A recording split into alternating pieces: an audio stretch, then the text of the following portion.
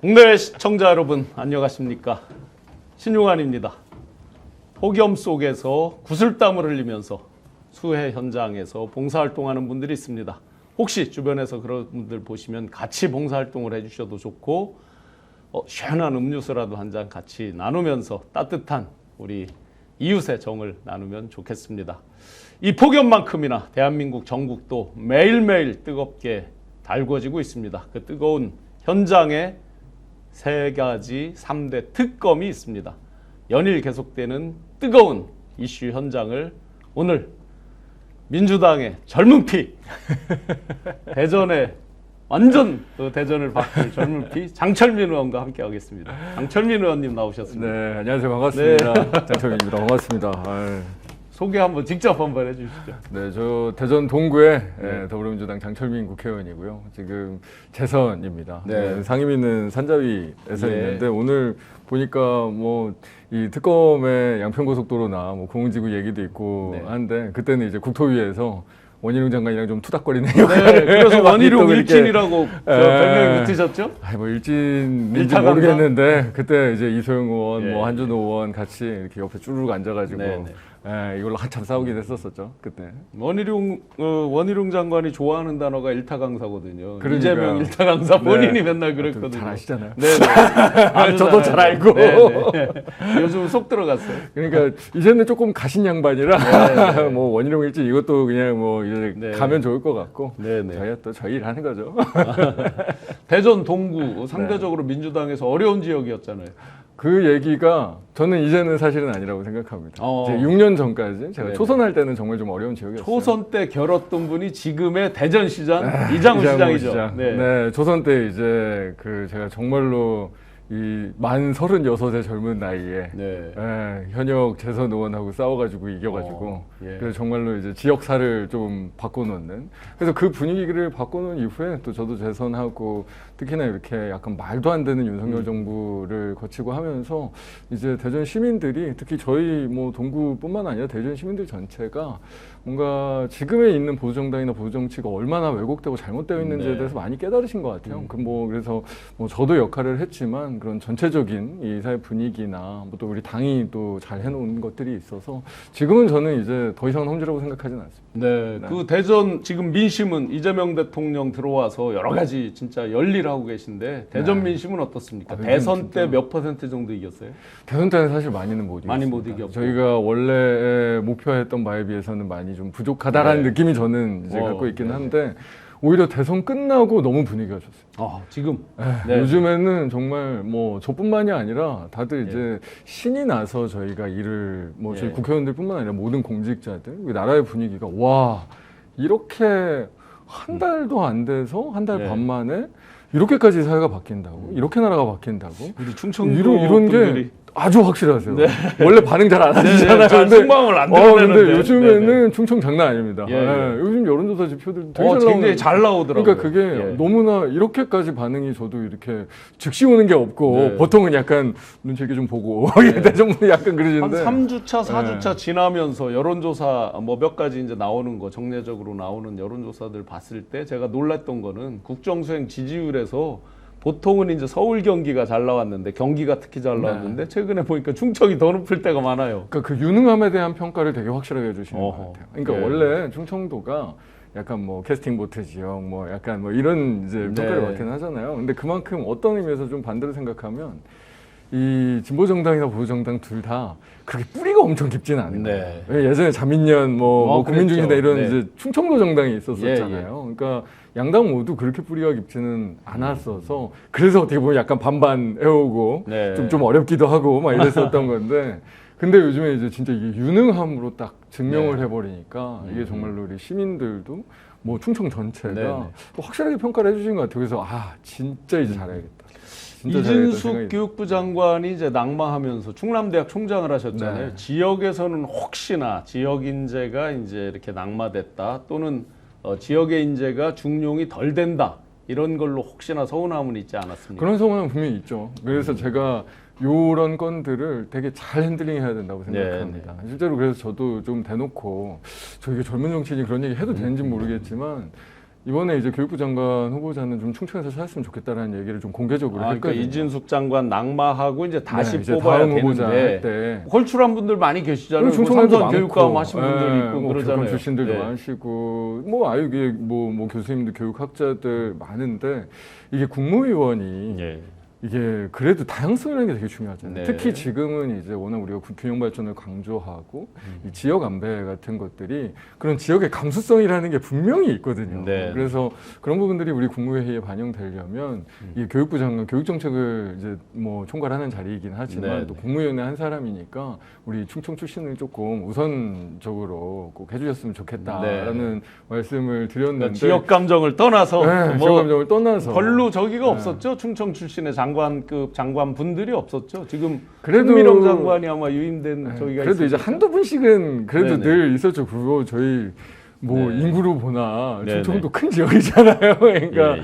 항상 있어왔는데 지금 이제 자칫하면 정말 한 분도 없어질 아하. 위험이 있어서 이건 진짜 다양성 차원의 문제가 있으니까. 네네. 근데 뭐 인사권은 저희는 이렇게 말을 할 뿐 어쨌든 대통령님께서 잘 판단해 주셔야 되는 부분이니까. 예, 어우, 오늘 지금 3,600분 뜨겁게 시작하는 단계에서 장철민 의원님에 대한 그 팬클럽이 오신 것 같아요. 네. 모전님, 장철민 화이팅! 네. 대전 동구입니다. 강용국님, 장철민 의원님 멋지심. 대전은 장철민, 김종식님, 네, 아유 너무너무 좋습니다. 아유, 장철민을 감사합니다. 대전시장으로 김종식님, 네, 대전시장 무조건 장철민입니다. 와우, 이 민주당의 젊은 피로만 적인 줄 알았더니 이제 대전에서 화끈한 기관차로 대전을 끌고 갈 수 있는 기관차로 확실히 자리매김하실 것 같습니다. 분위기는 좀 바꿔놓긴 해야죠. 네. 기왕 이 저기 얘기를 했으니까 지금 이제 당대표 선거가 아, 뜨거운데 네네네. 얼마 전 이제 수해 직전에 발표된 이제 충청 그리고 영남에서 결과가 생각보다는 차이가 좀 벌어졌습니다. 그때 충청에서도 62.55 정도 네, 이렇게 한 나오고 25% 차이가 뭐 났죠. 차이가 네. 나오고 했는데 충청 민심 앞으로 어떻게 보십니까? 당대표 선거 관련된 충청 뭐 민심이요? 당대표 네. 선거 관련해서 충청 민심과 또 우리 의원님이 생각하는 네. 뭐 방금도 분위기가 엄청 좋아졌다는 말씀을 이제 드렸지만 기대감이 많이 커져 있어요. 네. 기대감이 굉장히 많이 커져 있고 물론 뭐 아까 얘기하신 대로 뭐 이진숙 장관 후보자 이슈나 해수부 이전 문제나 이런 것들은 저희가 되게 잘 또 정부 차원에서 관리를 하기는 해줘야 되는데 네. 지금 이재명 대통령과 민주당 정부에 대한 기대감은 정말로 확실하거든요. 그러니까 이럴 때 저희가 당대표 선거 과정에서 또 후보자들도 그런 얘기 많이 하고 있지만 균형 발전 정책이나 네. 그 5급 상특 체제에 대한 부분들을 좀 명확하게 보여주고 우리가 성과를 딱 낼 수만 있으면 충청 민심을 정말 앞으로 우리가 30년간 잡을 수 있는 절호의 기회가 왔다. 네. 지금이 딱 그 시기다. 네. 정말 이런 자신감이 저뿐만이 아니라 이제 많이 생기고 있습니다. 이제 새로운 그래서, 당대표 네. 체제에서 충청 발전에 대한 기대감. 열심히 또 해야죠. 또 네. 우리 그 뭐 정청래 의원님 같은 경우에도 충청 출신이잖아요. 서울에서 대전에서 고등학교 금산 나오셨죠. 네, 금산이 출신이시고 고향이고. 네. 그 저희 대전 동구에서 고등학교 네, 나오시고 네, 네. 그래서 뭐 정 출신이기도 하고 뭐 꼭 뭐 출신 아니어도 네, 네. 저희가 이 워낙 지금 충청대 민주당 의원 숫자도 굉장히 많습니다. 대전 네. 7명 다 또 민주당이고 충청 전체에서도 뭐 민주당이 압도적이라서 이제 진짜 기회가 왔습니다. 지금. 네. 대전에 보니까 영시축제라고 8월인가 했던 것 같아요. 제가 작년에 일부러 한번 가서 봤는데. 8월 8일부터 예, 예. 한여름 뜨거울 때. 그런데 네. 조금 아쉬웠던 건 그냥 이렇게 거대한 어떤 포장마차 느낌? 뭐 네. 그런 것들 위주로만 눈에 보여서 좀 아쉬움은 있긴 했는데. 조금이 아니라 엄청 아쉽습니다. 아, 그래요? 예, 네. 제가 대놓고 영시축제 전면 재검토하라고 막 했었었는데. 예. 그럼 의원님이 바꾸신다면 한번 어떤. 근데 이게 일단은 너무 더워요. 예. 8월 8일부터 올해도 하는데 저도 뭐 진짜 이제 저녁에도 이 아스팔트 위에 의자 놓고 하는데 이 지열이 올라와가지고 정말 엄청 덥더라고요. 좀 정말 조금 농담 보태갖고 예. 한 1시간 앉아가지고 시민들이랑 술 한잔 하면 네. 이거 진짜 누구 쓰러질 수도 있겠네 싶을 만큼 덥습니다. 그래서 성심당에 팥빙수만 열심히 먹고 너무 그랬습니다. 덥고 그리고 일단은 너무 불편하고요. 거기가 네. 이제 대전 원도심에 중앙통을 맞아요. 다 막고 거의 열흘 이상 막고 있다 보니까 네. 이제 시민들 불편하지. 너무 더우니까 불쾌하지. 어허. 거의 이제 시 예산 60억 이상 뭐 나머지 그게 관련 60억이나 기관 들어가는 거예요? 시 예산만 한 제가 오. 작년 기억으로 한 66억 그리고 나머지 이제 기업들의 후원이나 그 뭐 하나은행이나 이런 그 대전 예. 약간 연구성 있는 기업들 열심히 그때 그 보니까 자인지 뭐 반강제인지 모르겠는데 이게 하여튼 많이 하거든요. 그런 거 하면 진짜 돈 100억 쓰고 불편하지, 불쾌하지, 그 많은 돈 어디 갔는지 잘 모르겠지. 그러니까 이런 방식으로 이제 하는 게 이게 시민들을 위한 거냐, 누구를 위한 거냐 도대체. 네. 이 축제라는 게 일단은 행복해야 되잖아요. 네. 기다려줘야 돼. 그렇죠. 근데 기다려지는 게 아니라 벌써부터 시작하기 전부터 짜증이 치밀고 불편하고 저거 좀 줄였으면 좋겠다라는 이야기들을 더 많이 하고 뭐 이런 축제라서 뭐 이제 내년 지방선거 이후에는 뭐 거의 뭐 바로 전면 재검토될 축제다. 네. 나중에는 결국은 시민들이 축제에서 느끼는 그 경험들, 네.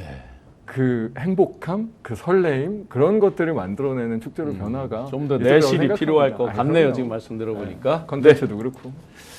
무더위에 열심히 방송 활동하고 계시는 우리 탄탄TV 김종욱 박사님 모셨습니다. 아유, 네. 늦어서 죄송합니다. 오늘 땀 많이 나셨죠? 아니, 날이 너무 더워서 그런지 지하철이 연착이 되는 바람에 오, 날이 더워서 지하철이 펑크가 났나? 이게 너무 열이 많아서 레일이 좀 휘어지는 그런 모양입니다.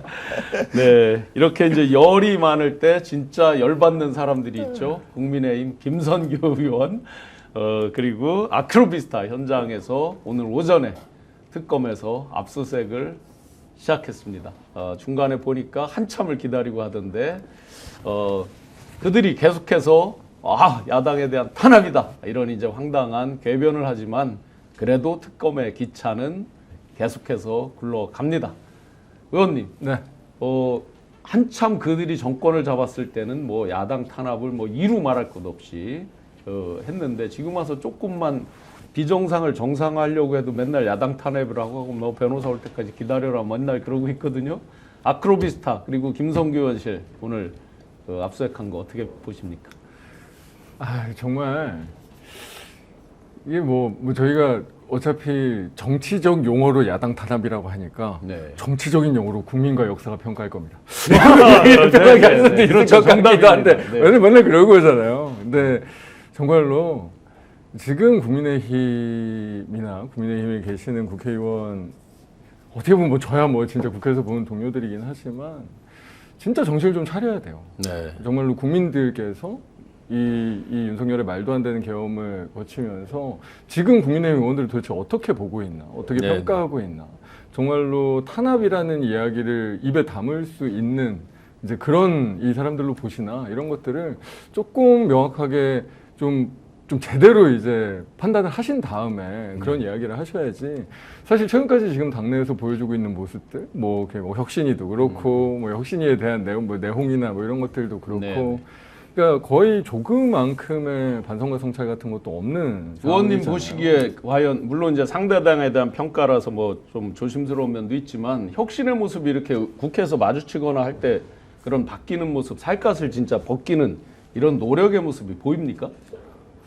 전혀 안 보이냐. 저한테만 안 보이는 건 아니고 그 내에서도 아예 안 보이는 거잖아요. 사실 지금 비대위가 출범할 때도 그렇고 뭐 원내대표 선거 과정에서도 그렇고 이제 그런 거는 어떻게 보면 밖에서 보시는 것보다 저희가 조금 더 잘 알 수 있는 내용일 텐데 원내대표 선거 과정에서도 이렇게 정말 이렇게까지 국민들과 멀어져 있다고, 이렇게 감이 없다고, 이렇게 앞으로도 그냥 막장으로 갈 거다라는 그런 일종의 결기로 똘똘 뭉쳐있다고 이런 느낌. 예, 막장이 아니라 원래대로 간 거 아니에요? 전환길, 김계리 막 받고 뭐 해서. 뭐 그거야 그렇기는 하지만 그렇긴 하지만 진짜 안타깝습니다. 그러니까 진짜 야당 탄압이라는 이야기를 하려면 정말로 국민의힘도 조금 새로 질 수 있을까 참 잘 모르겠지만 하여튼 그런 척이라도 좀 하고 예전에는 저희가 그런 척이라도 했잖아요.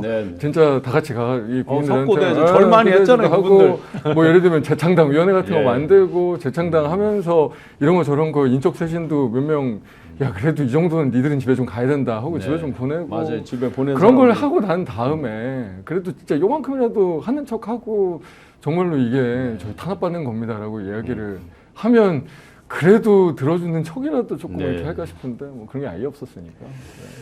꽁지에 불이 난 분들이 또 있습니다. 최은순 그리고 오빠 자택 사무실 뭐 이제 줄줄이 뭐 거기에다가 이제 소위 가신 그룹들 코바나에서 같이 생활하던 어제 이제 조현경 비서는 이제 조사를 받았고 또 오늘 유경옥, 정지원 등등 이제 조사받고 하는데 김건희 패밀리 지금 어떨까요?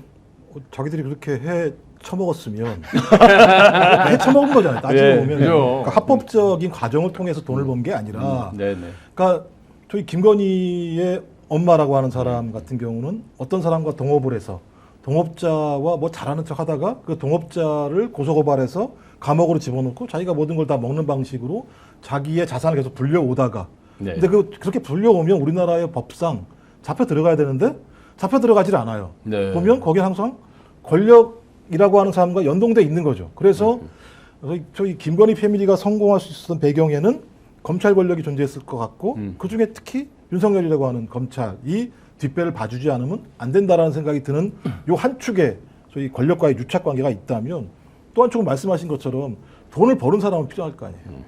그럼 최은순이 아무리 뛰어나다고 혼자 벌 수 있겠습니까? 그렇죠. 그러니까 가신 그룹들을 돕겠죠. 그 가신 그룹들이 뭘 했겠습니까? 또 권력을 이용해서 자기들에게 펀드를 받는 불법적인 펀드를 받아서 그걸 가지고 또 슈킹이라고 표현하죠. 고급형으로 네. 자기가 또 먹는 방식 이 두 가지의 방식을 가지고 거의 한 20년 동안 부를 축적해 왔던 거잖아요. 이제 특검이 들어서니까 자, 특검이 들어서지 않았으면 수사도 제가 제대로 안 됐을 거라 생각이 드는데 이제야 본체가 밝혀지고 있는 것이고 이 내용을 아마 제가 볼 때는 쭉 처음부터 끝까지 딱 하나의 스토리가 만들어지게 되면 진짜 대단한 스케일의 어떤 영화 같은 일들이 벌어지는 거라 생각이 들어서요. 네. 뭐 예로 들면 김충식이라는 인물. 최근 들어서 이제 락천 선생, 예. 락천 선생 김충식 씨 그러니까 이제 김충식이라는 사람이 연결 안 된 데가 없다는 게 지금 확인되는 거 아닙니까? 사실은 이제 김충식 씨가 거론된 지가 꽤 오래 됐는데 그동안 주요한 인물로 메이저에 안 올라오다가 이제 마구 올라오기 그러니까 시작합니다. 그때 메이저 집사인 거죠. 이제 거기에 이제 메이저 집사 아래 예를 들면 이제 꼬봉같이 예를 들면 김혜성 이런 사람들이 지금 이종호 이런 사람들이 배치가 되는 건데 공공지구 같은 경우도 지금 그 김성교 의원 하는 것도 양평 공공지구인데 공공지구의 가장 어원으로 따지고 보면 김혜성이라는 사람이 만든 법인으로 신한저축은행이 돈을 만들어주고 그 돈이 다시 이 인터밸리인가요? 회사로 돈이 들어가는 방식을 통해서 땅을 확보해 놓고 그 다음에 권력을 이용해서 고속도로 휴게 만들고 뭐 근데 그 한 앞자락에 보면 김충식이라는 사람이 미리 다 자락을 깔아놓은 내용들이 있기 때문에 저는 진짜 희대 패밀리 마케팅이 불법적으로 벌어졌고 이제 그 판도라의 상자가 살짝 제가 진짜 살짝 열릴 정도라고 이해하시면 될 것 같아요. 아크로는 이제 몇 번 압수수색이 있었잖아요. 네. 다른 이제 특검에서도 하고 또 남부지검 등등에서 한 적이 있는데 제 생각에는 기존에 압수수색을 했어도 또 그 사이에 한번 확 파도가 입술을 지나갔다고 그래서 또 뭔가를 갖다 놨을 수도 있을 것 같아요. 근데 요번에 이제 요양원 사무실까지 다 수색을 하는데 의미 있는 자료가 좀 나올까요? 어떨까요? 뭐 제가 볼 때는 의미 있는 자료가 저는 부분적으로 나올 수 있을 거라 생각이 들어요. 네. 왜냐하면 아무리 숨겼어도 이거 이제 퍼즐 맞추기인 거잖아요. 네. 그러니까 어느 순간에 딱 잘라서 보면 연결이 안 되는 상황인데 하나의 진술이 나오고 하나의 증거가 모여지게 되면 이 세 가지가 결합이 되면 다시 또 부르죠. 내가 이때는 몰랐는데 이건 뭐야? 이건 뭐야? 서로 진술이 엇갈리게 되면 엇갈린 사람 가지고 다시 만나서 야 정확히 얘기해봐라고 하면서 저는 차근차근 지금 그 가장 진실에 다가가고 있는 과정에 있다. 근데 지금 제가 볼 때 아직 초입이에요. 아하. 제가 볼 땐 지금 뭐 운전대에 앉은 정도라고 보시면 될 것 같아요. 이제 밟기 시작하면 제가 볼 때는 국민들이 놀랄만한 속도로 어지러우실 것 같다는 느낌이 많이 들기도 지금도 합니다. 솔직히 어지럽긴 합니다. 하도 많은 일이 터져서. 그러니까 저도 못 따라가겠어요. 네네. 이 기사가 이게 뭐지 저게 뭐지 나중에 이걸 잘 앉아가지고 종이로 적어서 연결을 해봐야 알 정도의 상황이니까 그렇죠. 제가 이 정도인데 해쳐먹은 사람은 얼마 네. 해쳐먹겠습니까? 해 처먹기도 하고 해도 처먹고 그런 거죠. 아니, 나도 더운데 왜 그러세요? 날 더우니까 그러지. 의원님께서 이제 보좌진도 해보셨잖아요. 네. 또 지금 의원의 시각에서 이 김선규 의원 보좌진이 지금 수사 방해, 네. 일종의 이제 그 정보를 빼낸다든지 뭐를 좀 막는다든지 또 말을 맞춘다든지 하는 이런 행위로 수사 방해로 조사를 하겠다 이렇게 하는데 그게 의원 보좌진 자의적으로 과연 가능한 일입니까? 당연히 절대 안 되는 안 되는 일이죠. 거죠. 네. 뭐 너무 당연히 좀 보좌관 하시지 않았었어요? 예, 저 저희 다 보좌관 출신인데 2000년부터 2003년까지 제가 3년 동안 보좌관 네, 생활했습니다. 이거 말도 안 되는 이야기예요. 진짜로 말도 안 네. 되는 이야기. 왜냐하면 보좌관들은 기본적으로 그냥 어떻게 보면 그 자리 자체가 여기 사람이 안 그런 사람이라도 리스크 관리하는 게 첫 번째예요. 네. 이게 뭔가 문제가 생길 만한 일을 이제 안 만드는 거, 의원과 의원실에. 예. 근데 이거는 정말로 이제 적극적인 수사 방해나 아주 형사적인 문제로 직접 걸릴 수 있는 일이기 때문에 뭐 의원이 어떤 뭔가 확실한 지시 없이 그렇게 할 수 있다? 이게 본인의 직접적인 형사 문제와 관련된 일이라면 또 네, 모르겠는데 네, 네. 지금 이제 의원과 관련된 일인데 그렇게 할 수 있다? 그건 사실 상상하기는 정말 네. 어렵습니다. 오히려 그런 일이 있더라도 조금 조심하는 게 좋다. 괜히 이것 때문에 더 조급해 보이거나 더 진짜로 뭔가 문제가 있어 보일 여지들이 나온다. 오히려 네. 이건 더 조심하는 게 좋다라고 하는 게 저는 보통의 보좌관이라고 하면 정상처럼 느껴집니다. 또 지금 산자에 계시면서 많은 피감기관 공무원들을 보고 계시잖아요. 네. 접하면서 다 질의도 하고 하잖아요. 그런데 4급 서기관이 뭐뭐뭐를 어떻게 변경해주면 앞으로 특혜를 주겠다. 과연 4급 서기관이 자기 생각으로 자기 판단으로 예탁까지 통과한 노선을 바꾸도록 하고 특혜를 주겠다.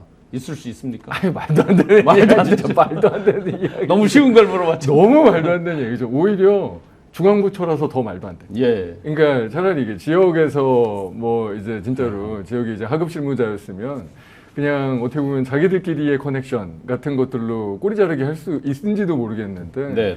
중앙부처의 서기관이면 그래도 거기 일종의 약간 뭐 과의 주무계장이나 약간 이런 역할들을 보통들을 다 하잖아요. 그렇죠. 그런 역할을 하는 사람이 그런 식으로 한다는 거는 뭐 저 아니어도 뭐 이쪽에 계신 모두가 말도 안 된다는 거를 알고 있을 것 같은데요. 제가 이제 인수위 때 사표를 냈지만 시작하자마자 이게 5일 만에 이제 이런 네. 지시가 나오고 막 들이미는 거란 말이죠. 그러면서 이제 나중에 가서 논리를 만든 게 양평에서 이제 군 차원에서 현장에서의 민원이 있었다. 주민들이 더 원했다. 물론 이제 김성교 의원 등등이 그 당시 군수하고 뭐 이럴 때 이제 뭔가를 주장하고 했던 것들이 있는 거죠. 네. 그렇지만 원희룡 장관 또 이제 뭐 각 정부 부처들 피감기관으로 하는데 하루아침에 갑자기 급발진하면서 다 때려 엎어. 안 해. 한 거잖아요. 원희룡 일타 일진으로서 그게 그러면 직권을 남용하는 거 아니에요? 왜냐하면 뭘 바꾸려도 절차가 있는 거 아니에요? 때려 엎으려도 절차가 있는 거고. 어떻게 보세요, 그 부분? 그러니까 이제 뭐 그게 무슨 형사적으로 직권남용 권리행사에 정확하게 뭐 이렇게 부합하냐, 구성 요건을 다 갖췄냐, 이거는 조금 다른 네. 문제일 수는 있기는 하지만 저희가 보통 장관들이 그런 식으로 일하지는 않죠. 그때도 사실 그래서 그때 국토위에서 많이 논란이 됐었던 거긴 하고요. 그것도 사실 그러니까 이거를 어떻게 보면 원희룡 장관도 처음에는 이걸 정확하게 몰랐을 수도 있겠다는 생각을 사실 그래서 그때 조금 한 것도 없지는 않았었어요. 아, 맨 처음에. 네, 예, 이거 왜 이런 식으로 이제 약간 오히려 약간 사고를 치는 것 같은 이제 그런 느낌들이 있었어가지고 사실은 그때 네. 급발진하면서 더 많은 사람들이 관심을 그러니까 갖게 됐죠. 그러니까 저희도 뭐야 이거 예. 약간 그런 거잖아요. 뭔가 있구나. 이게 뭐지? 막 약간 이렇게 되니까 그래서 원희룡 장관 하는 게 역시 이게 그때는 근데 사실 저희가 그때 평가 판단하기로는 야 이게 진짜 대선밖에 생각이 없다 버렸어. 아, 머릿속에 지금 자기 대선 나갈 생각으로 그냥 꽉 들어차가지고 이 건이 어떻고 뭐가 어떻고 그냥 막 하는구나. 아. 장관은 그냥 막 하는구나. 약간 예. 이제 그런 느낌들이 충성을 조금 다해서 뭔가를 했었죠. 하여튼 들어주고 하여튼 네. 앞길이 열리길 바라는 그러니까요. 어떤 6,000분 넘게 6,100분 뜨겁게 글 주시고 계신데 똑바로 말해님 김충식 수사하면 다 나올 거예요. 예. 김충식 불러다가 똑바로 말하라고 한번 해야 되겠네요.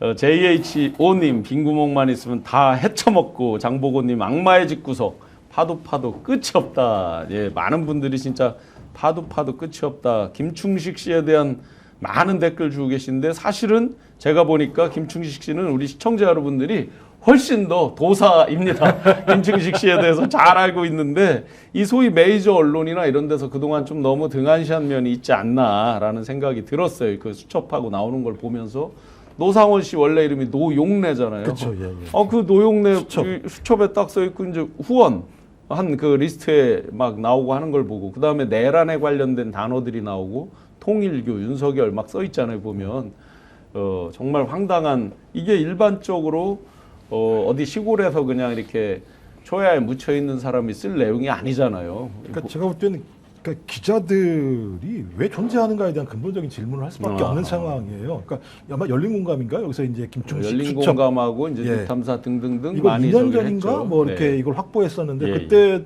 했더니 뭐 메이저고 어디고 다 나오질 않았던 상황이지 않습니까? 네. 근데 수첩이 왜 중요하냐? 박근혜 탄핵 과정에서도 수첩 하나가 엄청나게 중요한 역할을 하게 되면서 단서가 됐었고 그것이 안종범 수석의 예, 수첩. 네. 그 수첩이 나오면서부터 완전히 급진전됐던 측면이 있는 거거든요. 수첩이라고 얘기하는 건 내가 속일 수가 없어요. 내가 나의 수첩에 쓰는 건데 내가 그걸 속일 수가 없기 때문에 명백한 증거로서 어디에 가든 인정이 될 수밖에 없는 거고 김충식 수첩 제가 다 보지는 못했습니다만 보도 나온 내용들을 보게 되면 이 양반이 어떤 양반이길래 이런 내용들을 다 적고 있지 할 정도의 내용들이 나왔다고 한다면 적어도 이 김건희 문제와 관련해서 여러 가지 의혹이 나왔을 때 그런 보도들이 언론에 나오면서 기자들이 추적을 하고 추적된 내용들이 증거로 나오면 다시 수사기관들이 수사를 해서 밝히는 것이 저는 언론의 본연의 기능이잖아요. 권력을 감시하는 기능, 국민을 대변해서 무엇이 문제인지 밝힘으로써 소위 적어도 정부와 권력기관들이 정의의 길을 가지 않고 있으면 거기에 대해서 그것을 막아낼 수 있는 힘들을 가져야 되는데 전혀 그렇지 않았다는 측면들이 있는 거고 또 원희룡도 마찬가지인데 제가 볼 땐 원희룡 장관이 몰랐을까? 그 똑똑한 양반이 말씀하신 것처럼 이렇게 제안이 들어오게 이렇게 하라고 얘기가 들어오게 되면 자기가 판단할 때 말이 안 되는 거잖아요. 말이 안 될 때는 어떤 압력이 들어올 수밖에 없다고 볼 수 있는 거잖아요. 근데 원희룡 정도의 힘이라면 이 웬만한 압력은 야 그만해. 네, 나 이거 네. 잘못 가게 되면 내가 직권남용 될 수도 있고 내가 걸릴 수도 있어. 다 쳤겠죠. 그럼 사실상 2인자, 3인자 역할을 했으니까요. 그렇죠. 그 위에서의 압력이 있었다라는 거잖아요. 그럼 위가 누가 있겠습니까? 둘밖에 없는 상황. 네. 그 당시 상황만 보더라도 장제원은 날아간 상황이었고 그 당시 보게 그때는 장제원이 살아 있었겠네요. 제가 볼 때 그래서 저는 그런 부분들이 분명히 있기 때문에 그리고 본인이 백지화할 때도 말을 실수했잖아요. 예. 자기가 판단한 게 아니라 누구의 말을 전달하는 것처럼 얘기하다 이게 아니라 안 합니다라고 얘기한 거기 때문에 그것도 보면 하라고 예, 하고냐 하라고냐 엄청 놀래 그 똑똑한 사람이 엄청 백지와 놀래가지고 하고냐 예. 하라고냐 엄청 놀래가지고 이렇게 했던 걸 보면 이건 충분히 기획됐고 원희룡 그 당시 장관도 인지를 했기 때문에 그렇게 추진했을 것이고 이 구조를 아니까 국토부 내에 있는 소위 고위직부터 그 라인의 관료들이 알아서 충성했다고 볼 수밖에 없는 메커니즘이다라는 생각이 들고요. 그래서 이건 뭐 그냥 빼박으로 가는 거 아닌가라는 생각이 들고 이제 제가 볼 때 김성교 의원을 쳤기 때문에 압수수색. 네. 그러면 다음 차례는 그러면 이제 김성교 의원까지 쳤어요. 그러면 윤석열하고 김건희죠 뭐. 네, 윤석열, 김건희, 원희룡은 압수수색 안 했잖아요. 거기 당연히 해야 되는 거고요. 제가 예, 볼 때는 예. 건 해야 되는 건데 김성교가 나왔다라고 하는 건 윤석열과 관계가 가장 중요한 거 아니겠습니까? 네. 그 본인이 자기 입으로 막 얘기한 내용들을 보면 거의 자기의 범죄 사실을 갖다가 실토를 하잖아요. 예비 후보 당시에 보면 그리고 뭐 예를 들면 윤석열이 나를 가장 좋아하는 이유 중에 하나는 허가를 잘 내주더라. 직접 자기 입으로 얘기를 하잖아요. 예. 그러면 네, 네. 이 얘기는 윤석열이 얘기를 해서 서로 여주지청장일 때부터 알았으니까 예. 잘 아는 사이인데 본인이 그런 얘기 했다는 거잖아요. 이거 허가 좀 해주라고. 근데 허가를 잘해줬다고 해서 자기를 좋아했다고 하는 거니까 그 허가가 만약에 불법적이고 문제가 있는 거라고 얘기한다면 서로가 불법적인 행위를 갖다 공모해서 네. 저지른 게 되는 것이고 그걸 누가 요청했겠습니까? 김건희일 거고 김건희가 직접 요청했을까? 그 김건희 어머니가 요청할 수도 있는 거니까 거의 제가 볼 때 패밀리 사업의 패밀리 비즈니스 가장 핵심적인 네. 내용들이 그걸 통해서 실체가 딱 드러나겠죠. 네. 아마 그래서 조만간 또 이제 이런 걸 들으시는 국민들은 좀 답답하시고 화나실 것 같긴 네. 합니다만 그래도 실체가 밝혀져야 앞으로 이런 짓거리들을 안 하겠죠. 그렇죠. 패밀리 비즈니스의 정점에 있는 김건희 수영조아님께서 김건희는 양파가 아닙니다. 양배추입니다. 계속 나옵니다. 네. 까도 계속 나오는 양파, 양배추 아주 뜨겁게 비판, 논쟁 너무너무 감사드립니다. 많은 분들이 여기 특정 주제 관련해서 기왕이면 집중을 해주시면 더 좋겠습니다. 자 이렇게 정말 까도 끝이 없는 김건희 패밀리 그 정점에 있는 김건희 그리고 윤석열. 그러면 국민의힘에서 일부라도 커버해주기를 마음속에 조금 바랬을 텐데 국민의힘은 자기 발등에 불을 끄기에도 너무나 바쁩니다. 그 와중에 오늘 박찬대 이제 뭐 대표 후보기도 하고 박찬대 의원께서 국민의힘 내란할 때 그 저지하지 않은 내란 특검 또 그 체포를 저지한 내란을 저지하지 않고 오히려 체포를 저지한 네. 45명의 네. 그 의원들에 대해서 제명 발의를 하셨습니다. 같은 국회의원으로서 제명한다는 게 쉽지 않은 걸로 알고 있고 대한민국 역사상 이 표결을 통해 제명한 게 뭐 YS하고 뭐 거의 없는 걸로 알고 있는데 이 제명 발의 어떻게 보십니까? 그러니까 정확하게는 제명 발의는 아니고요. 제명 네. 촉구 결의안. 아, 촉구 결의입니까? 네, 촉구 결의안 같은 경우 법으로 발의한 건 아니고. 네, 바로 제명이 네. 절차적으로 아마 네네. 간단치는 않을 겁니다. 이게 뭐 징계하고 결의안을 발의한 거구나. 네, 네네. 제명을 또 하고 이게 좀 절차가 있어서 예. 이게 지금 제명 촉구 결의안을 발의한 거긴 한데. 그러니까 지금 저희가 어쨌든 뭐 윤석열 저렇게 이제 되고 그리고 저희가 특검도 이제 진행이 되고 있고 네. 이 국민의힘도 내란의 동조자로서 내란의 협력자로서 분명하게 어떻게 보면 역사적인 심판 그리고 정치적인 심판 뭔가 그런 것들을 받아야 되는 상황인 거잖아요. 네. 근데 이제 거기에서 뭐 이게 완전히 빠져 있는 상황이니까 저희가 실제로 이게 제명 이 표결까지 가는 데는 말씀드린 대로 좀 절차는 복잡할 네, 것 같아요. 네, 표결 가도 3분의 2가 좀 허들이 있고 여러 가지 복잡성은 있습니다. 분명히 어려움은 있지만 그런 평가 판단을 받아야 된다. 그리고 그 이름들이 우리 역사와 우리 국민들 앞에 분명하게 드러나야 된다. 네. 그런 의미가 있는 거죠. 사실 저희가 그냥 이렇게 뭐 아무 일 없었던 듯이 그냥 국회에서 지나가 버리면 네. 또 국민의힘 스스로도 그 어떠한 사실은 반성이나 뭐 그런 것도 없이 그냥 계속 이제 친윤 세력이 당의 주도 세력인 것처럼 저렇게 그냥 계속하고 이러면 사실 이게 뭐예요, 정말로. 그러면 저희 뭐 물론 이게 저희가 보통 이제 국회의 관행이나 저희 사실 정치하는 사람들로서는 다른 당의 어떤 무슨 정체성이나 다른 당이 어떤 그 방향성을 가지고 있다고 그거에 대해서 이렇게까지 안 하는 게 보통일 수는 있기는 있는데 지금 국민의힘이 보여주는 모습들은 그 어떤 평가나 그 어떤 판단이나 그 어떤 반성들도 자기네들은 아예 네. 신경 쓰지 않겠다라고 그렇게 있는 거기 때문에 이러면 사실 아까 아주 교과서적으로 우리 이 역사 국민이 판단을 하시기 위해서라도 네네. 그러기 위해서라도 저희가 이렇게 정윤촉구 결의안도 발의하고 이 그러면 이제 아마 제가 알기로는 운영위로 갈 거거든요. 네. 그럼 이제 운영위에서 다시 논의하고 그리고 이제 다시 본회의에서 논의하고 이런 절차들을 저희가 통해서 국민들께서 확실하게 진짜 국민의힘 평가하실 수 있게 하는 네. 거죠. 네. 만약에 이제 뭐 전체 이 45명이 아니더라도 뭐 내란에 적극 가담했다, 어떤 뭐 사전에 뭐 비아폰을 통해서 통화를 했다, 또는 뭐 아주 긴밀히 윤과 내통을 해서 그게 혐의가 특검에 잡혔다 등등으로 해서 어떤 뭐 체포 동의안이 올 수도 있고 또 제명에 대한 안이 만약에 왔다, 그러면 이제 이건 뭐 여담이지만 국회에서 이렇게 만나 볼 때 이제 김상욱 의원은 민주당으로 와 있고 네.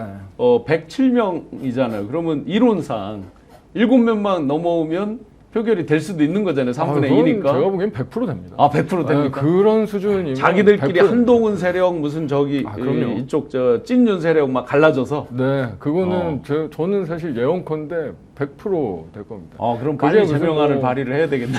그러니까 이게 근데 윤리위가 아. 지금 막 여야 동수에 진짜 회의 한 번이 안 이루어지는 거라 제명안으로 바로 갈 수 있을지는 잘 모르겠는데 저희가 이를테면 뭐 국회의원 소환제도나 뭐 이런 네. 것들이 사실상 없어서 예, 국민 소환제가 이제 지방자치까지는 있고 네. 국회의원은 없죠 현재. 근데 그렇지만 나름 그런 형사적인 판단에 있어서는 국민의힘의 뭐 소수기는 하지만 다수파는 아니긴 하지만 네. 거기들도 어쨌든 지금 윤 어게인이든 하여튼 저 말도 안 되는 인간들이랑 뭐 그래도 좀 이렇게 이제 이 갈라져야 된다라고 하는 그나마 합리적인 생각을 하시는 분들이 소수 있기는 있기 때문에 네. 100% 됩니다. 100% 된다. 그러면 빨리 저 제명안, 체포 동의안 이런 것들이 마구 올라오면 좋겠습니다.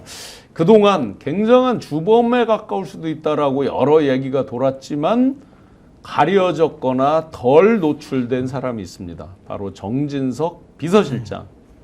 국회 부의장도 했고 이제 윤과 가장 가까이서 어쨌든 보필을 했으나 굉장히 그 역할에 있어서 이 내란에 있어서 좀 가려진 측면들이 있는 정진석 비서실장. 이번에 내란에서 내란 특검팀에서 거의 전담반을 정진석 전담반을 만들 정도로 뭔가가 이제 비중 있는 뭔가가 발견이 된 것 같아요. 정진석 비서실장 역할 그리고 어떤 문제점 뭐라고 보십니까? 뭐 제가 볼 때 이제 이미 마지막 칼끝으로 가고 있다는 생각이 들긴 하는데요. 왜냐하면 정진석이 몰랐다고 얘기하면 누가 알았겠습니까? 그렇죠. 상식적인 거죠. 그러니까 김성훈도 마찬가지입니다만 경호처 사람들은 당연히 알았겠죠. 누구누구를 만나고 뭐 술 먹을 때 그럼 경호처 사람들은 자기 집에 가 있습니까? 그 사람들 그 사령관들하고 만나서 술 먹을 때 다 봤을 거 아니겠습니까? 그리고 그런 흘러나온 내용들을 다 알고 있었던 것이 경호처였을 것 같고, 그러니까 경호처도 이제 슬슬 이제 입을 풀기 시작하는 거잖아요. 김성훈이 이렇게 얘기하면서 그다음 정진석은 이걸 몰랐을 리가 없다. 그래서 지금 수사가 안 되고 있는 곳이 어디였냐? 소위 용산 대통령실 하나하고 검찰 이 두 개 라인이 예를 들면 전혀 지금 수사가 안 되고 있는 무풍지대 중에 하나였습니다. 근데 가장 중요하게 내란이 발진된 곳은 용산이었어요. 뭐 예를 들면 그렇죠. 윤석열 혼자 했겠습니까? 네. 윤석열 혼자 자기가 다 기획을 했겠습니까? 김영현 컴퓨터도 못하는 사람이 네. 그걸 다 기획을 했겠습니까? 예. 그 A4 용지, 그 마술의 A4 용지죠. 예를 들면 갑자기 저녁에 뒷주머니에서 나타나고 막 그렇죠. 이런 A4 용지를 누가 만들었겠습니까? 그럼 누군가 만들었을 거란 말이에요. 네. 그럼 누가 만들었는지, 그리고 그것을 누가 전달했는지, 그리고 그 지시 이행 상황에 대해서 어떻게 집행되는지 누가 확인되는지, 이건 당연한 예를 들면 프로세스거든요. 네. 여기에 대한 내용이 아무것도 안 나왔어요. 근데 이 내용을 비서실장이 몰랐다라고 얘기하는 건 말이 안 되는 얘기입니다. 비서실장 밑에 있는 각 수석들은 막 역할이 있었잖아요. 민정수석도 있고 뭐 막 있는데 본인은 정작 몰랐다 그러면 말이 안 될 거고. 그렇죠. 그리고 또 국무위원도 마찬가지입니다만 소위 최상목이 F4 회의를 열었을 때 비상입법기구 예산을 확보하라고 하는 A4 용지에 따라서 집행했을 가능성이 높다라고 우리가 예상할 수밖에 없고, 이상민 행안부 장관 같은 경우 자기 말로는 멀리 봤다는데 왜 전화를 해서 저 007 소머즈 뭐 이런 저기죠. 네, 막 멀리서 막 소방청의 라인대로 그냥 그대로 지시가 이행이 됐잖아요. 그러니까 얘기는 뭐냐? 내란 세력들이 내란의 매뉴얼을 만들어서 이렇게 집행하라고 국무위원한테 그 종이를 A4 용지를 줬고, 그 A4 용지를 받은, 자기는 안 받았다고 해서 우깁니다만, 받은 이상민은 소방제청에다가 얘기해서 지시 라인으로 갔다라고 하는 건 내란 행위가 집행이 됐다라고 하는 거거든요. 네네. 그럼 이거는 공모하는 거죠. 공범일 수밖에 없는 거죠. 그러면 이 과정을 갖다가 점검했을 거 아닙니까? 누가 점검합니까? 그렇죠. 용산이 점검하겠죠. 네. 그 사실을 확인할 수 있는 게 어떤 거냐? 12월 4일 날 법조 4인방이 만납니다. 네. 그래서 4명만 만났다고 얘기했죠. 그냥 연말 모임한다고. 웃긴 인간들이죠. 어떻게 그날 내란이 일어난 날 연말 모임을 합니까? 근데 딱 거기 법률비서관이 있었다는 거 아니겠어요? 그렇죠. 그럼 법률비서관이 거기 왜 갔겠습니까? 여기에서 나온 내용들을 가지고 소위 법률적으로 문제가 있는지 없는지 검토했을 것이고 집행하는 부분들에 대해서는 얘기를 했을 거란 말이에요. 네. 또 거기 또 플러스 알파로 더 많은 사람이 있을 거라고 추정하잖아요. 그날. 그럼 제가 볼 땐 이건 소위 내란의 실패 이후에 또 다른 계획을 짜거나 막기 위한 회의였다. 네. 그럼 그 회의에 참석한 사람 4인방 플러스 법률비서관을 제가 누가 갔을 것인가. 저는 이 라인들은 용산 라인이라고 봐야 될 가능성이 높은 거죠. 그렇다면 이 용산 라인이 그럼 몰래 예를 들면 정진석 비서실장만 몰래 넌 빼고 움직이지 않았을 거란 말이에요. 네. 그럼 그렇다면 가장 키는 정진석 비서실장이 아마 내용을 알고 있을 거다라고 판단하고 있는 것 같고, 특검은 그럼 당연히 짜맞추기 하면 되는 거죠. 다 얘기 들어서 들었냐 안 들었냐, 들었다는데 보고했다는데 이런 것들을 확인하게 되면 저는 용산이 또다시 이제 중요한 본체가 될 것이고, 이 본체에 맞게 법률적으로는 법률비서관을 통해서나 김주현을 통해서나 검찰이 그런 역할을 했을 거다라고 볼 수밖에 없기 때문에 최종적으로는 아마도 용산과 검찰 수사가 맨 마무리가 될 거라는 생각이 들기는 하는데, 네네. 지금은 그 전을 다 쳐야죠. 그래야 여기를 빼도 박도 못하게 할 수 있는 상황이기 때문에 여기는 제가 볼 때는 좀 아직까지는 수사팀만 구성해서 뭐 사전 준비를 하는 것 같은데요. 전 여기까지 가게 되면 이제 또 하나 지금 국정원장이 새로 들어갔으니까 상관없는데 국정원도 제가 볼 때 또 문제가 있을 것 같고. 네. 좀 그렇게 이미 이제 압수수색은 한 열흘 전에 했고, 국정원장에 네. 대한 거는 또 한 가지 청와대도 계실 때 마무리할 때 인수인계할 때 지금 정진석 비서실장 그거는 총괄 아니겠죠. 당연히 싸그리 증거인멸 그냥 싹 다 없애서 필기구도 하나 없다라고 그 새로 이제 이재명 대통령 들어가서 업무를 할 때 뭐 프린터 이런 것까지 싹 다 치워가지고 없고 이런 것 자체도 불법 아니에요? 증거인멸이죠. 증거인멸이죠. 그러니까 네. 아무런 사건이 없었다고 얘기한다면 뭐 그거 관련해서 예를 들면 그러니까 전 정부가 쪼쪼 얘기하는데 그런 케이스는 있어요. 인수인계를 안 해준 케이스는 있어요. 그러니까 싹 사라진 거지. 니들이 알아서 해. 이런 그렇다고 물건을 가져가진 않을 그렇죠, 거 아니에요. 그렇죠. 그건 그렇다면- 국가의 자산인데. 근데 이 건은 또 내란에 혐의가 있다라고 우리가 의심하고 있는 조직과 사람들이 증거를 갖다가 없앤 거기 때문에 이건 증거인멸에 해당하는데 어떤 증거인멸이냐? 내란 사건에 대한 증거인멸을 한 행위니까 매우 큰 행위이죠. 그 부분은. 네, 8,000분 뜨겁게 감사드립니다. 임세은 식당 우리 임세은 소장님 오늘도 좋은 방송 해주시는 스픽스 스태프분들 고맙습니다. 명사회자 신용환 교수님, 전국을 찌르는 분석 김종욱 박사님, 대전의 따코스 장철민 의원님들 응원합니다. 스픽스 200만 가자! 임세은 식당 TV도 구독 부탁드려요. 급신 해주셨습니다. 임세은 소장님, 저 의자 없어질지 몰라요. 빨리 오세요. 제가 일로 밀렸습니다, 지금. 네, 이렇게 아주 훈훈하게 오늘 육아 등등으로 바쁜데도 또 이렇게 직접 생방송 봐주시면서 후원까지 해주셔서 너무너무 감사드립니다. 진짜 200만 충분히 갈 수 있을 것 같습니다. 정진석 비서실장 네. 이분도 저 대전은 아니지만 공주 그쪽이죠, 충남에. 뭐 공주 부여 뭐 네. 원래 지역구가 또 거기셨으니까. 네, 그럼 네, 비서실장 할 때 공주 좀 부여 뭐 이렇게 대전 충남이 발전 좀 했답니까? 어떻습니까? 저희는 하나도 안 챙겨요. 윤석열 정부가 어디를 챙겼나요? 뭐 본인들 그런 거는 모르겠지만, 예. 뭐 처가는 챙겼는지 모르겠는데 어느 집을 챙겼는지 잘 모르겠는데, 근데 저는 사실 이 내란 특검은 그러니까 이제 나중에 결과적으로 꼭 기소되지는 않더라도 네. 저는 정진석이든 뭐 국정원장이든 정말로 요만한 거 하나까지도 다 조사해놔야 된다고 네. 생각합니다. 저는 이게 조금 이제 특검 거의 마무리되거나 이후에 뭐 다 기소하고 난 이후에도 물론 이제 재판 과정에서 관련된 내용들이 나오긴 하겠지만 이거는 어떻게 보면 김건희 특검과는 조금 또 다르잖아요. 그거는 아주 추악한 패밀리 비즈니스의 민낯을 수사하는 거라면 그렇죠. 이건 사실 우리가 이 현대사의 가장 중요한 사건을 또 기록으로 남겨야 되는 의무는 정확한 실체를 국민과 역사한테 또 남겨야 되는 또 엄청 중요한 일이 있는 거잖아요.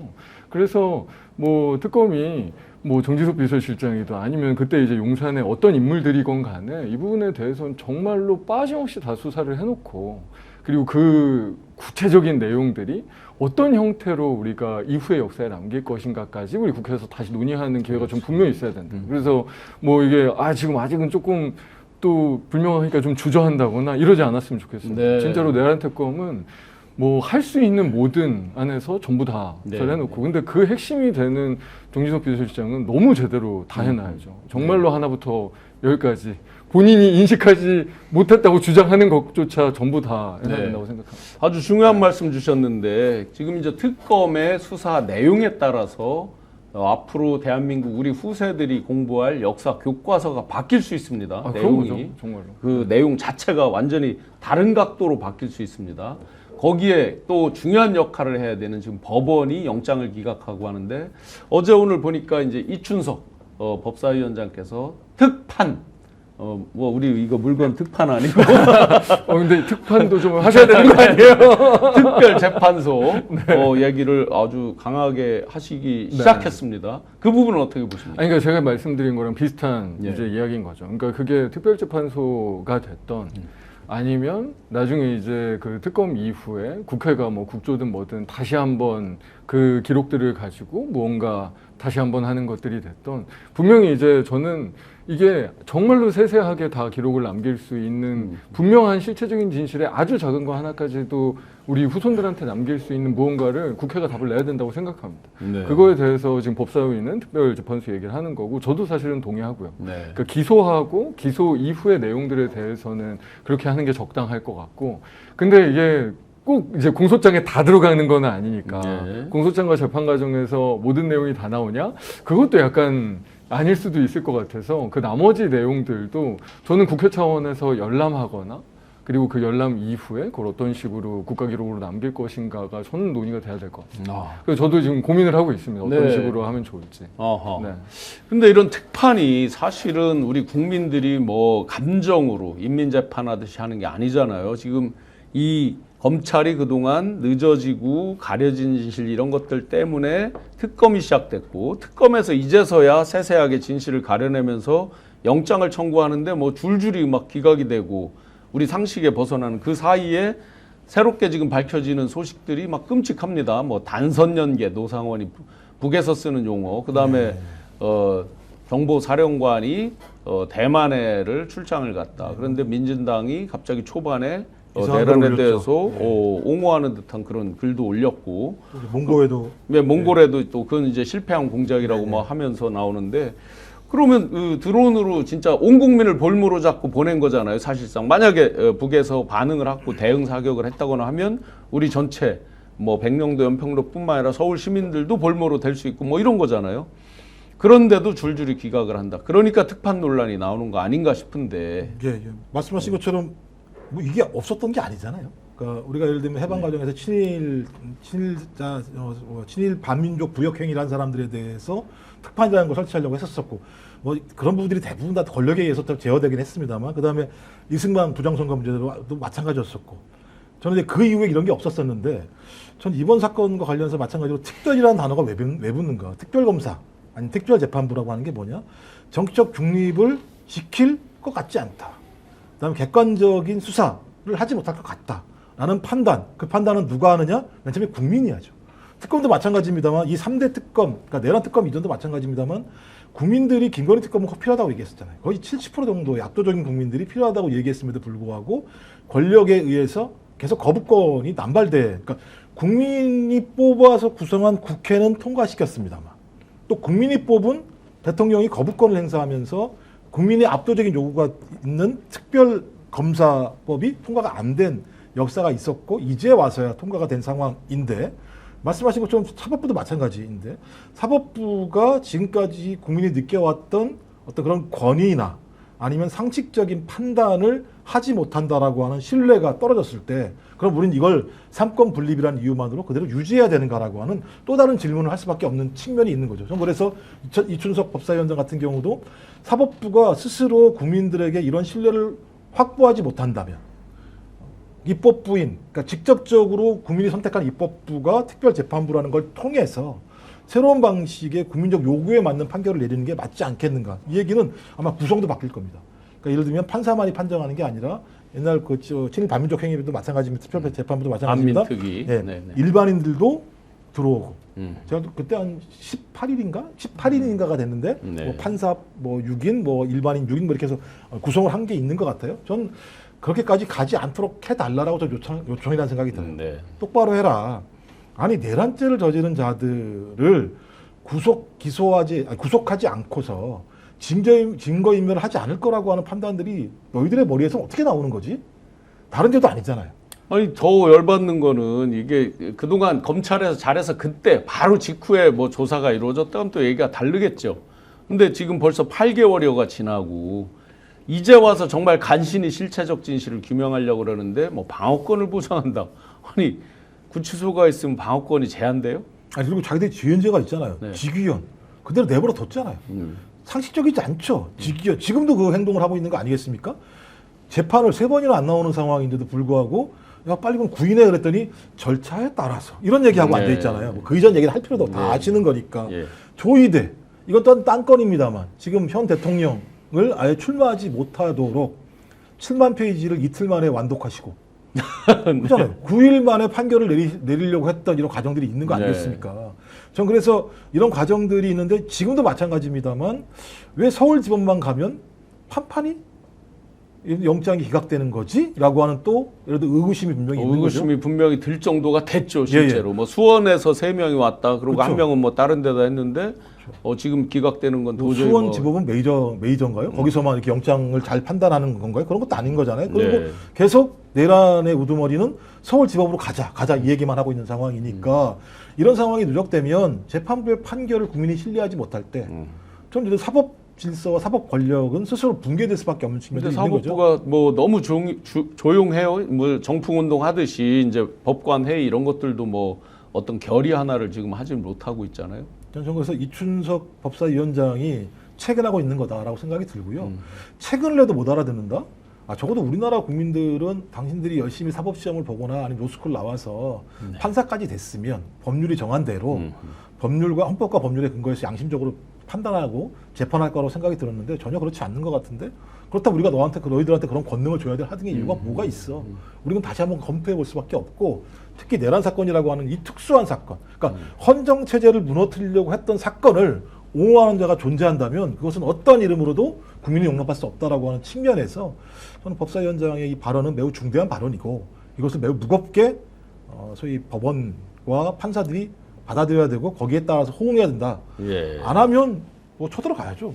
뭐. 네, 조성훈님 80년 만에 부정부패 척결할 수 있는 절호의 기회입니다. 맞습니다. 그런데 이 절호의 기회 저항 세력들이 너무나 많죠. 자유인님 사법부도 내란 동조했으니 다음 정부까지 끌어야지. 까르페디엠님 구린 게 얼마나 많길래. 정말 구린 게 다들 분야별로 너무나 많은 것 같습니다. 이번 참에 진짜 80년 만에 깔끔하게 청산하고 미래로 가는 진짜 대한민국이 만들어지기를 바라는데요. 그런데 이제 여기서 살려고 발버둥 치면서 그야말로 그 쪼잔한 창피한 모습을 보이는 전직 대통령 윤석열 씨.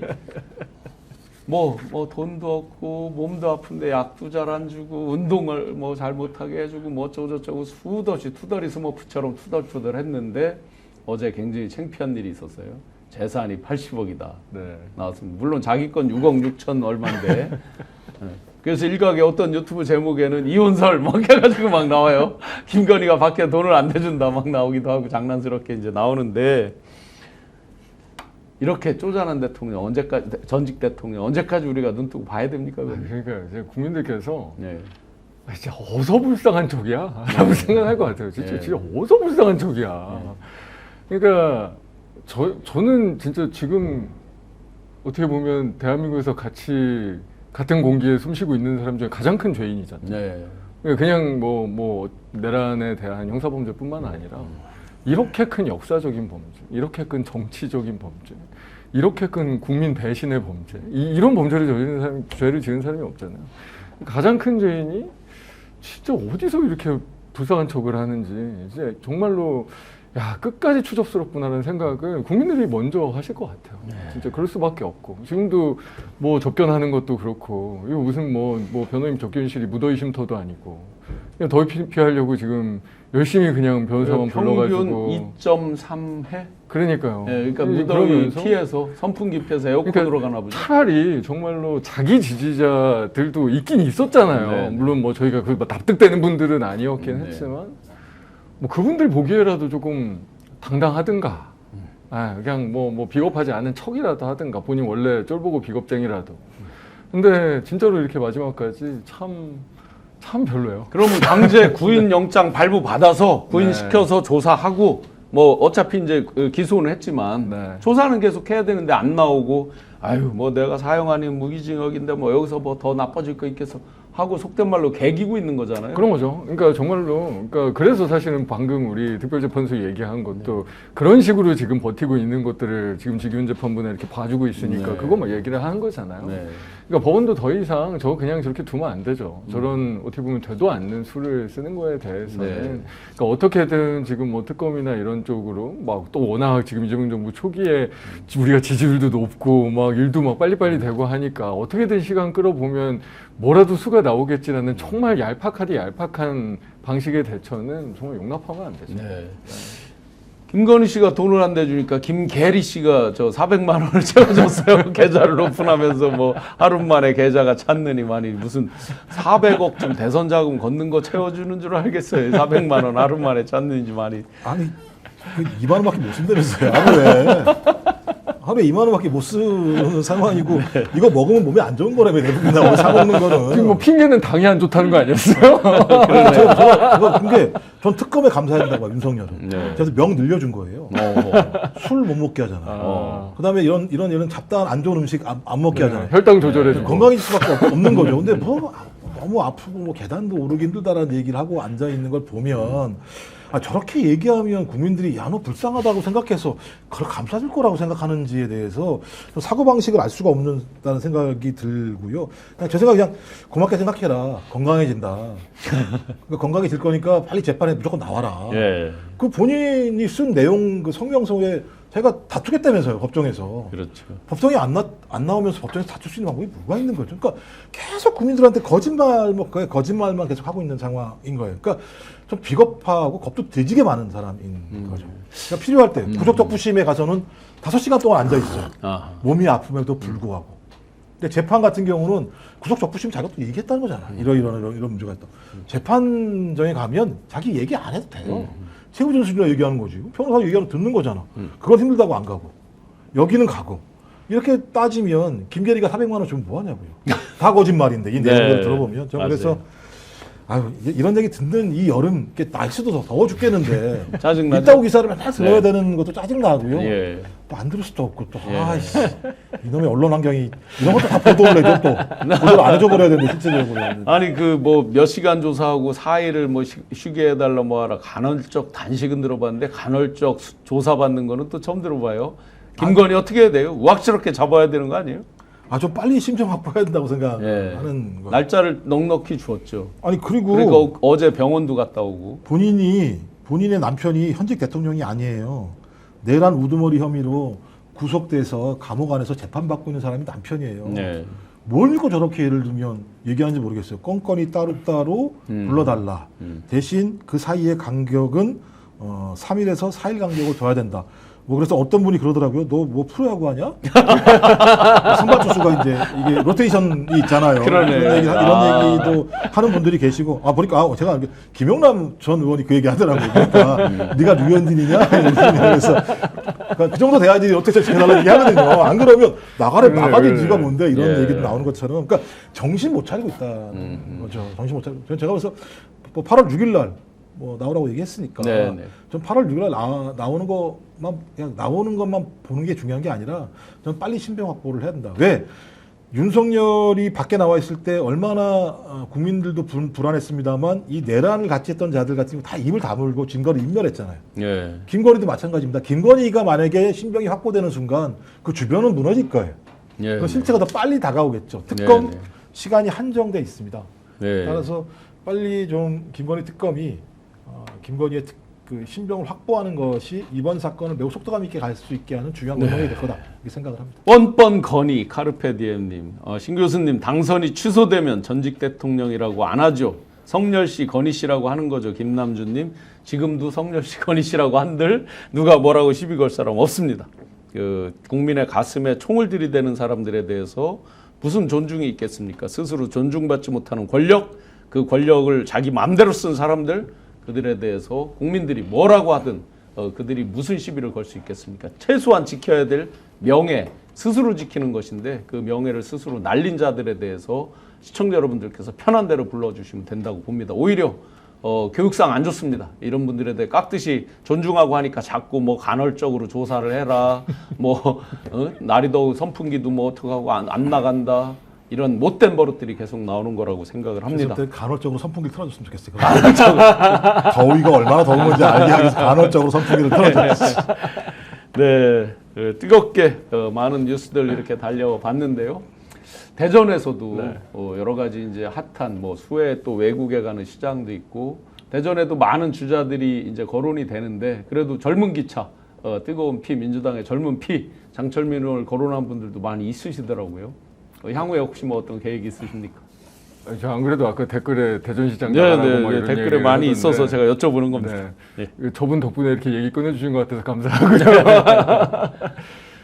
이제 우리 지역도 정치도 조금 시원해져야 되잖아요. 저희가 좀 젊은 사람들이 또 새로운 도전들도 하고 또 이게 새로운 에너지들도 만들고 그래야 이제 지역도 바뀌어 나가니까 제가 보기에는 일단은 이제 저희가 정권 초기 이렇게 특히나 이재명 대통령이 지금 워낙 잘하고 계셔서 이렇게 저희가 동력으로 가다 보면 지방선거에서도 저희 민주당이 굉장히 또 좋은 성과를 낼 수 있을 거라고 생각해요. 꼭 그래야만 하고요. 그때 저희같이 젊은 또 이 정치인들이 또 거기에서 새로운 좀 재밌고 좀 신선한 가능성들을 만들어 드려야죠. 후원 계좌도 있으시죠? 너무 당연히 많이 꽉 찼어요? 아직 멀었습니다. 아직 멀었어요. 아, 의원 가롤라 기자이시네. 얘기하시네. 네, 감사합니다. 네. 감사합니다. 이런 네. 제 기억에 안희정 지사께서 충남지사 하실 때 40대 중반이었던 것 같은데. 네, 제가 나이는 안 찾아봤는데 많이 젊으셨어요. 예, 제 기억에 46살 뭐 그 정도였던 것 같아요. 지금 뭐 한참 저는 40대. 아직 40대 초반입니다. 아, 제가, 초반. 네, 네. 우리나라 43이니까. 최연소는 아니신가요, 당에서? 당에서는 이제 전용기 의원 자주 나올 텐데 네네. 전용기 의원이 워낙 젊어서 전용기 30대 초반에 되신 거죠. 예. 네, 전용기 의원은 워낙 젊어가지고 뭐 어떻게 할 수가 없고요. 네. 이제 저보다 이제 이소영 의원도 저보다 네. 이제 젊고 그 다음 정도. 네. 하여튼 젊은 뜨거운 피로 네. 또 새로운 대한민국의 주인공으로 주체로서 앞에서 잘 끌어주시기를 당부를 드리겠습니다. 감사합니다. 네, 무더운 여름 하여튼 뜨거운데 집에 이제 인터넷 이런 것들도 한 번씩 이렇게 바꿔 나가시면서 또 더운 여름 여러 가지 보니까 패키지로 묶여 있어서 바꾸실 게 많은 것 같아요. 최대 128만 원까지 혜택이 된다고 합니다. 인터넷 TV 신규 가입할 때 48만 원, 휴대폰 바꿀 때 엊그제 휴대폰 저기 삼성 가봤더니 폴더폰이 엄청 얇게 잘 나왔더라고요. 휴대폰 구입할 때 50만 원, 정수기 렌탈할 때 또 30만 원까지 해서 총 합치면 128만 원 혜택이 있다고 합니다. 성능도 거기서 거기라고 합니다. 비교원은 23년 동안 약 60만 명의 누적 가입자가 있고 그동안 돌려드린 돈이 983억 원이나 된다고 합니다. 보안 사고도 한 건도 없었다고 하고요. 8억 원 이상 보증보험을 가입해서 어떤 사고가 났을 때 다 보증받을 수 있도록 하는 인터넷 비교원 1670-2571 비교원으로 상담 받으시길 바랍니다. 네이버 인터넷 비교원을 검색하시고 상담을 신청하시면 된답니다. 또 최근에 이제 전계환 대표께서 열심히 광고하는 거 우리 스픽스 방송 시작할 때 아마 보셨을 겁니다. 전문 쇼 호스트 이상으로 잘 팔아서 엄청 진짜 잘 팔린대요. 짠하더라고요. 프로시더라고요. 이 무더운 여름 아주 열받는 뉴스 많이 나오는데 냉감 침구, 네, 냉감 침구로. 뒤에도 같은 거 아니에요? 아 그래요, 냉감 뒤에도 침구. 크게. 예, 시원한 여름 나시면 좋겠습니다. 저렴한 중국산이 아니라 100% 국산 폴리에틸렌 100%라고 합니다. 여러 가지 테스트, 보풀하기 이런 것들 테스트 다 통과했고 오염에 대한 거, 건조 흡수에 대한 통과 그 시험까지 잘 마쳤다고 합니다. 국내산 냉감 이불을 왜 써야 되는지 일단 써보시면 금방 안다고 합니다. 제대로 된 냉감 침구 세트로 시원한 여름을 나시기 바랍니다. 그래야 전계환 대표가 더 양질의 콘텐츠로 또 여러분과 함께 150만, 200만 가면서 스픽스에서 더 좋은 콘텐츠로 함께 할 수 있을 것 같습니다. 오늘 함께 해주신 여러분 너무너무 감사드립니다. 더운 여름 시원하게 날릴 수 있는 오늘 김건희 패밀리들 다 일제히 압수수색을 받고 있는데 제가 김건희 패밀리 하면 아웃 오늘 마무리하겠습니다. 좋네요. 김건희 패밀리 아웃! 고맙습니다.